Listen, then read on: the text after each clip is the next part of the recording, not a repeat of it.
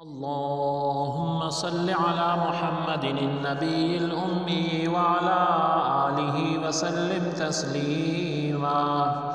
عزیز ساتھیوں، آج ہم جہاد کے بارے میں جانیں گے۔ جہاد کے لفظی معنی ہیں کوشش کرنا، محنت کرنا، مشقت کرنا۔ جہاد 2 ہجری میں فرض ہوا ہے۔ جہاد کی تعریف یہ ہے کہ دین کی حفاظت ہے، فروغ یعنی ترقی، اور امت مسلمہ کے دفاع کے لیے جو کوشش، محنت اور مشقت کی جائے وہ جہاد کہلاتی ہے۔ جہاد کا حکم جو ہے یہ عام حالات میں، امن کے حالات میں فرض کفایہ ہے، اور جب یعنی اگر ایک جماعت مصروف ہے جہاد میں تو یہ فرض ساری امت کی طرف سے ادا ہو جائے گا، اور جب یعنی کوئی جماعت بھی مصروف نہیں تو سب کے سب گناہگار ہوں گے۔ اسی طرح جہاد جب غیر مسلم حکومت کافر مسلمانوں پہ حملہ کریں تو اس صورت میں جہاد ہر ایک پر فرض عین ہو جاتا ہے۔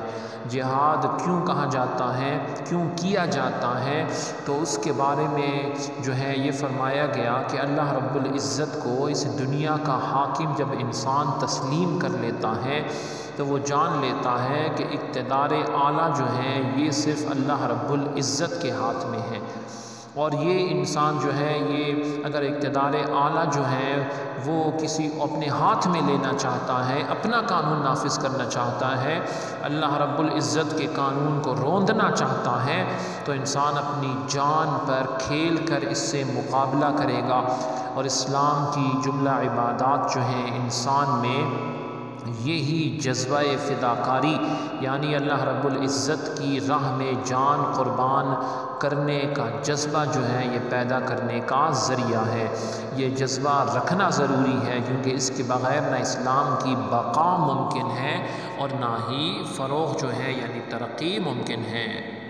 حضرت ابو ہریرہ رضی اللہ تعالی عنہ بیان فرماتے ہیں کہ رسول اللہ صلی اللہ علیہ وسلم نے فرمایا، جو شخص اللہ تعالی عز و جل پر اور اس کے رسول صلی اللہ علیہ وآلہ وسلم پر ایمان لائے، نماز قائم کرے اور رمضان کے روزے رکھے تو اللہ پر حق ہے کہ وہ اسے جنت میں داخل فرمائے، خواہ اس نے اللہ کی راہ میں جہاد کیا یا اپنی پیدائش کی سرزمین میں بیٹھا رہا۔ صحابہ رضی اللہ عنہم نے عرض کی، کیا ہم اس کے متعلق لوگوں کو خوشخبری نہ دے دیں؟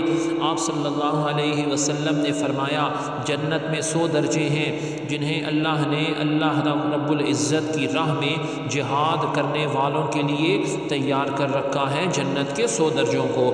2 درجوں کے درمیان اتنا فاصلہ ہے جتنا زمین و آسمان کے درمیان فاصلہ ہے۔ جب تم اللہ تعالی عز و جل سے جنت کا سوال کرو تو اس سے جنت الفردوس کا سوال کرو، کیونکہ وہ افضل اور اعلیٰ جنت ہے، اور اس کے اوپر رحمان کا عرش ہے، اور جنت کی نہریں وہیں سے جاری ہوتی ہیں۔